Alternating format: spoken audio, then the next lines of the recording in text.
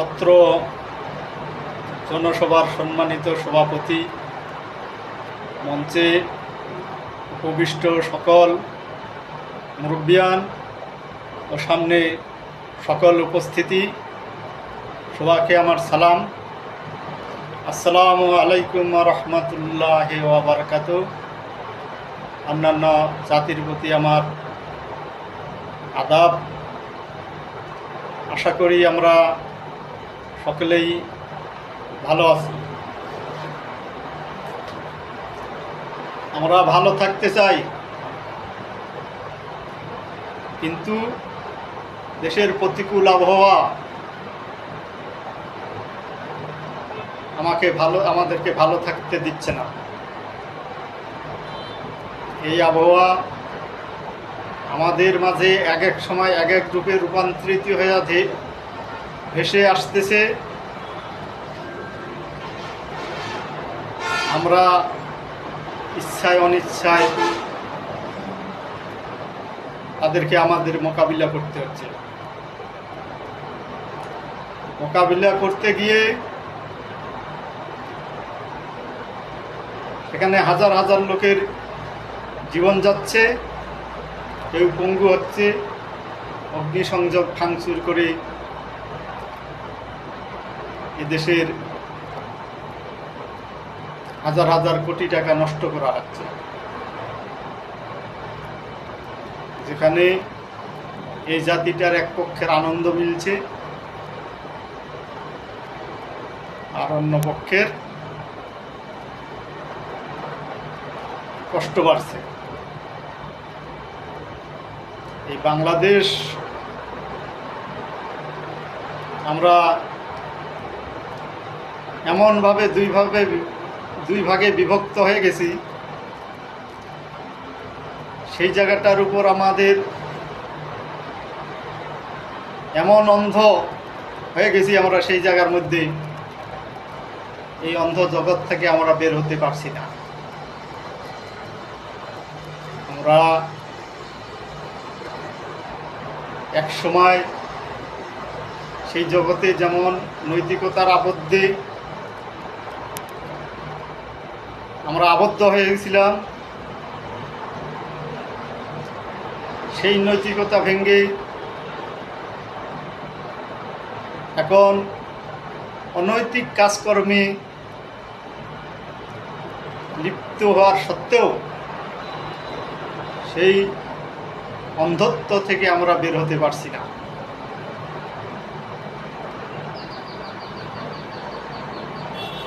যে জাতি সত্য ভুলে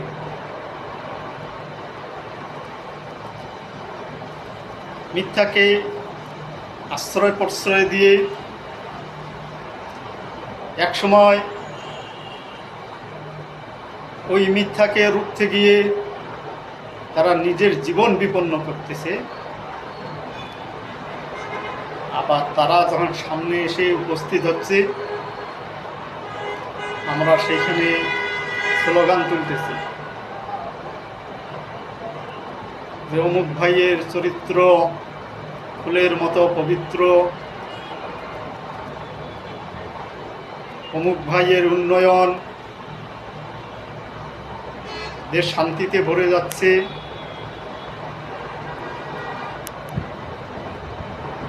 আসলে যারা আপনার মুখের খাবার কেড়ে নিয়ে বিদেশে হাজার হাজার কোটি টাকা পাচার করে আপনার ভাগ্য নিয়ে ছিনিমিনি খেললো, দেশের ভাগ্য নিয়ে ছিনিমিনি খেললো, আপনার কি ন্যূনতম জ্ঞানবোধ নাই? এই জিনিসটা, এই পার্থক্যটা তৈরি করতে কি ভার্সিটিতে যা লেখাপড়া দরকার আছে, বিদেশে গিয়ে ডিগ্রি অর্জনের দরকার আছে? যে আপনার সাথে আপনার ভাতের প্লেট থেকে ভাত উঠে নিল, আপনি চোখে দেখলেন, এই পার্থক্যটা তৈরি করার জন্য আপনার কি বিদেশ যা ডিগ্রি আনতে হবে, নাকি আপনি চোখ দিয়ে দেখছেন এটা আপনার জন্য যথেষ্ট না? আপনি কেন তাদেরকে ধিক্কার জানাতে পারতেছেন না? কি সমস্যা আপনার?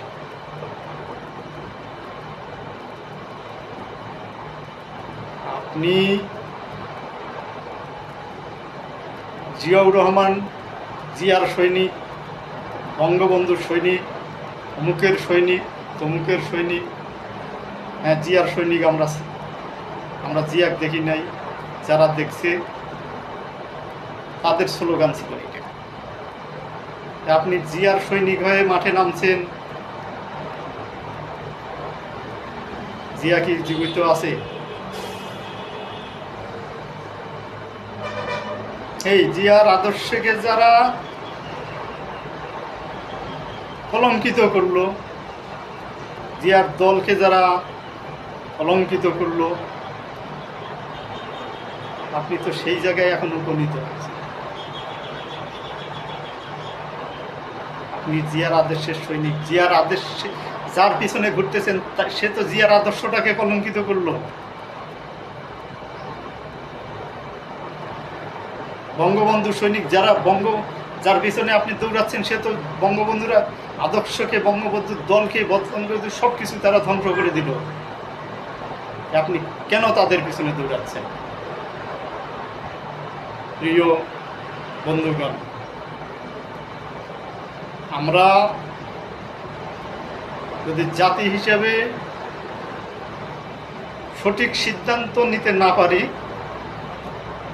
আমাদের এই প্রতিকূলতা থেকে ফিরে আসার কোনো সুযোগ নেই।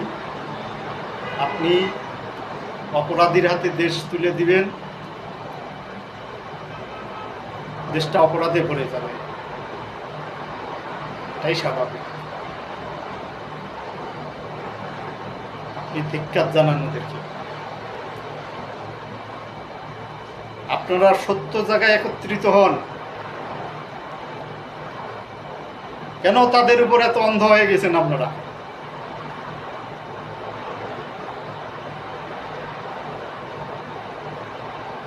আমার অনুরোধ থাকবে আপনারা ফিরে আসেন। এই দেশ কখনোই তারা উন্নয়নের রোডম্যাপ, একটা দেশ পরিচালনা করলে উন্নয়নের রোডম্যাপ তৈরি করতে হবে। কখনো আমাদের চোখে সেটা ভাসে আসে নাই যে উন্নয়নের রোডম্যাপ তৈরি হলো। এক সরকার আসে একটা জিনিস করতেছে, আরেক সরকার সেইটাকে বিপক্ষে যায় কাজ করতেছে।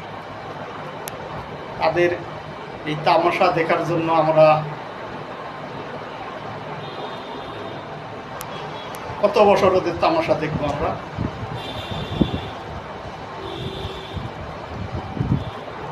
খাল খনন করা হচ্ছে বর্ষাকালে। যদি একটা বড় বন্যা আসে তাহলে কি হবে? যতগুলা মাটি এদেশের অর্থ খরচ করে উপরে উঠে নিয়ে আসছে, আর অর্ধেক মাটি ওই খালে পড়বে, ডুবে যাবে, কাদা হবে, প্যাক হবে। তাদের উপদেশটা কে?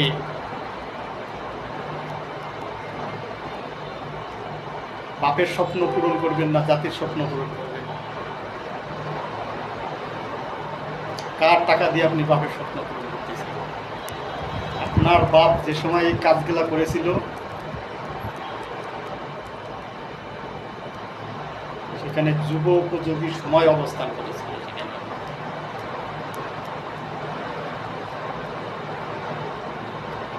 এখন এই কাজ করার সময় নেই।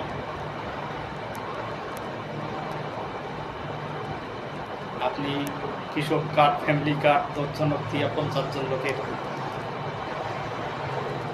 জিনিসপত্রের দাম বাড়াবেন আর 50 জন লোকের কষ্ট দিবেন। দ্রব্যমূল্যের লাগাম টেনে ধরেন না। ওইখানেই তো আপনার সবার সাশ্রয় হচ্ছে। ফ্যামিলি কার্ড দিয়ে তামাশা করার দরকার নেই তো আপনার। জনসমর্থন বাড়াচ্ছেন। আওয়ামী লীগ ছিল তখন জনসমর্থন বাড়াইতে দেশটাকে এমন পর্যায়ে নিয়ে গেছে যে অনেকে ইচ্ছায় অনিচ্ছায় যে তুমি কি করো আওয়ামী লীগ, অমুক কি করো আওয়ামী লীগ, তমুক কি করো আওয়ামী লীগ। আজকে যারা আপনার পিছনে নাচতেছে এরাও পরিচয় দিয়ে দিয়েছিল আওয়ামী লীগ, হয়তো মুষ্টিময় কিছু লোক ছিল তারা দেয়নি। এখন আপনি এই কার্যক্রম শুরু করে দিয়ে দিতেন, ফ্যামিলি কার্ড দিয়ে, কৃষক কার্ড দিয়ে নিজের জনসমর্থন তৈরি করতেছে।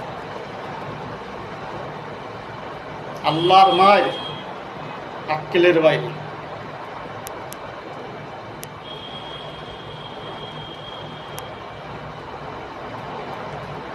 আওয়ামী লীগ কখনো ভাবেনি যে তাকে এইভাবে চলে যেতে হবে, কখনো ভাবেনি, কল্পনাও করেনি। নির্বাচনের পর ওরা স্বপ্ন দেখছিল সামনে 5 বছর, আবার 5 বছর আমাদের মেয়াদ বৃদ্ধি হয়েছে। সেনা প্রধান ওদের, পুলিশের প্রধান ওদের, পুলিশের কনস্টেবল থেকে পুলিশ প্রধান পর্যন্ত সবাই ওদের, সব বাহিনীর প্রধান ওদের, ভারত ওদের। তারা এটা কখনো ভাবে না। সেই আওয়ামী লীগের কাছে আপনার কোনো তুলনা নেই, কোনো তুলনা নেই। যদি এদেশের মানুষ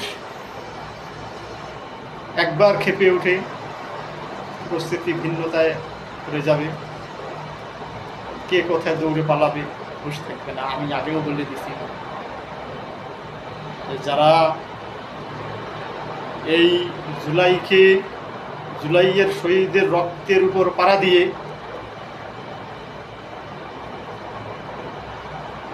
ওই এদেশের জনগণের ভাগ্য নিয়ে যারা তামাশা করে বিদেশে পালিয়েছে, যারা সেখানে ভিডিও ফুটেজের মাধ্যমে একত্রিত হয়েছে, তাদের প্রতি তার দৃষ্টি রাখার জন্য।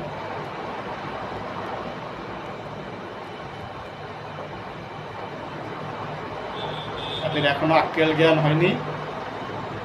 তাদের আক্কেল জ্ঞান হবে যখন জুলাইয়ের মতো আন্দোলন গড়ে উঠবে,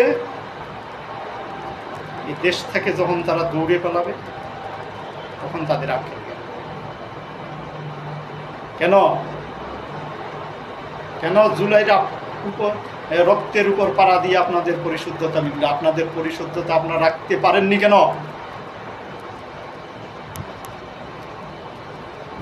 আপনাদের অপরাধ আপনারা নির্ণয় করেন, নির্ণয় করে এই জাতির প্রতিনিধিত্ব করার চেষ্টা করেন। তাহলে আপনার অপরাধ যেমন আপনার ক্ষমা করবে না, সেরকম করে এই জাতির সাথে প্রতারণা করে এই জাতিটাকে ভুল পথে পরিচালিত করে এই জাতিটাকেও আপনারা ধ্বংসের দ্বার প্রান্তে নিয়ে গেছেন।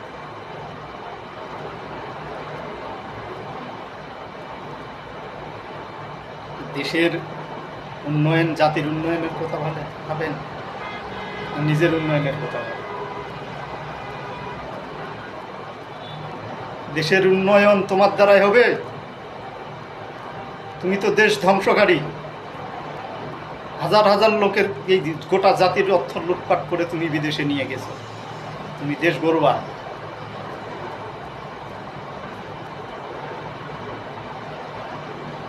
তোমার যদি এতই দেশ গড়ার শখ থাকতো, তখন তো তুমি নিজেকে ধরে রাখতে পারো। তখন তোমার টাকার দরকার।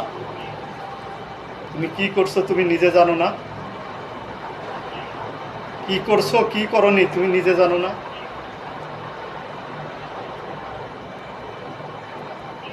তোমার মতো অপরাধী আজকে একটা দেশের শাসক, দেশের প্রথম চেয়ারটাতে বসে তুমি আজকে দেশটাকে টলমলো ঝুঁকির মধ্যে ফেলে দিয়েছ।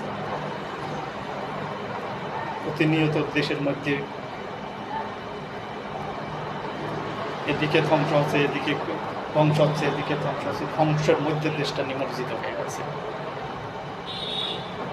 এ দেশ রক্ষা করবা তুমি, তুমি রক্ষক। তুমি তোমার পাপ মোচনের চেষ্টা করো।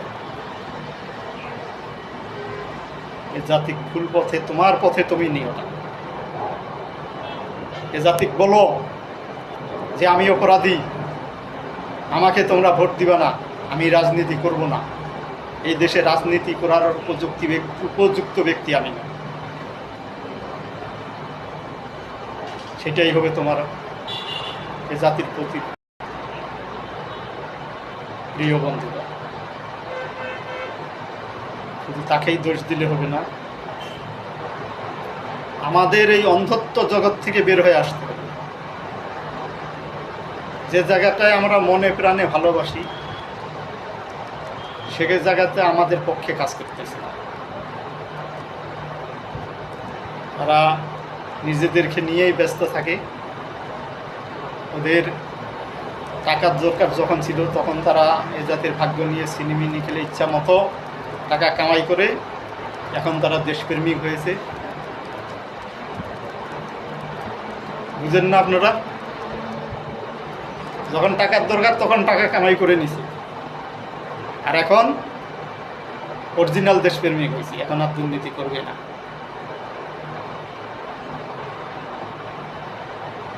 আপনারা শক্ত হন, উঠে দাঁড়ান। এদেশে এমন শাসক আসবে, ওই 20-30 বছর আগে যে কি করছে এই দেশে, সেটারও বিচার হবে। সেই টাকাও উদ্ধার করে এই জনগণের কাজে ব্যবহার করা হবে। পারবেন? উঠে দাঁড়াবেন, উঠে দাঁড়ান। তাদের রক্ষা হবে না। কিন্তু জাতি হিসেবে যদি ভুল জায়গায় আপনারা বারবার এইভাবে দাঁড়ান, আপনারা জাতির প্রতিকূলতাগুলোর দিক তাকান। আমার মুখের কথা নয়। আপনি কোরআন পড়েন, সূরা রুমের 41 নম্বর আয়াতটা দেখেন, সেখানে আল্লাহ তাআলা কি বলছে।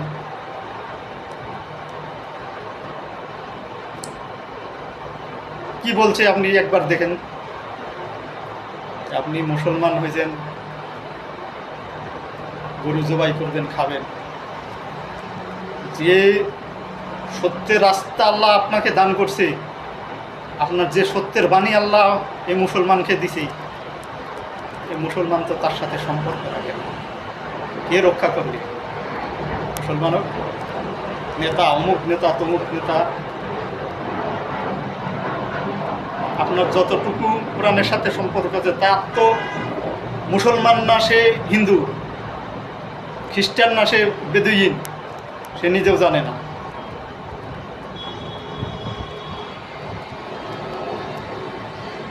এই উপস্থিতি, আমাদেরকে এসবের বিরুদ্ধে রুখে দাঁড়াতে, তবেই আমাদের সফলতা মিলবে। অন্যথায়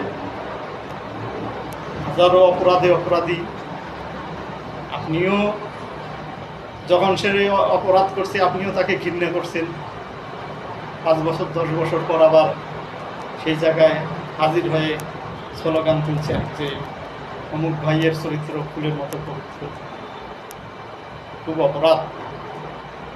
নিজেকে এভাবে আমরা অপরাধী আর বানাইতে চাই। তাই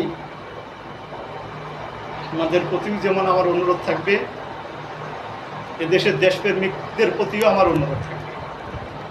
আপনি যদি অপরাধ জগতের বাদশা হয়ে থাকেন, তাহলে আপনি জাতিকে বলে দেন যে আমি অপরাধ জগতের বাদশা, আপনি নিজে কি করছেন ওইটা আপনার থেকে ভালো কেউ জানে না। এই জাতিটাকে ভুল বুঝে আপনি এই জাতির যে দুর্বল অবস্থান, ধানের শিরার নৌকা থাকুক, আমি বলি না যে এটা বিলীন হয়ে যাবে।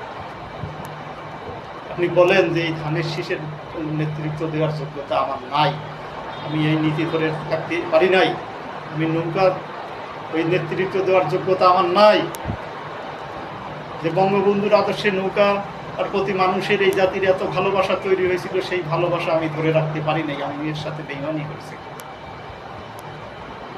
আপনারা অন্য নেতা বাঁচেন, ডাইরেক্ট বলে দিয়েছেন। তবেই জনগণ তার সঠিক রাস্তা খুঁজে পাবে, অন্যথায় তাদের ভালোবাসাটাকে সম্বল করে এই জাতিটাকে আর নষ্ট করতে পারে। এই উপস্থিতি, আমি অনেক কথা বললাম, আপনারা এভাবে ধৈর্য ধরে আমার কথা শোনার জন্য আপনাদেরকে আমি ধন্যবাদ জানাচ্ছি। পরিশেষে আমি সবার প্রতি সহমর্মিতা রেখে সবাইকে সঠিক সিদ্ধান্ত নেওয়ার শক্তি আল্লাহ দান করুক, এই কামনা বাসনা রেখে আমি আমার কথা এখানেই শেষ করলাম। আল্লাহ হাফেজ। আসসালামু আলাইকুম ওয়া রাহমাতুল্লাহি ওয়া বারাকাতুহু।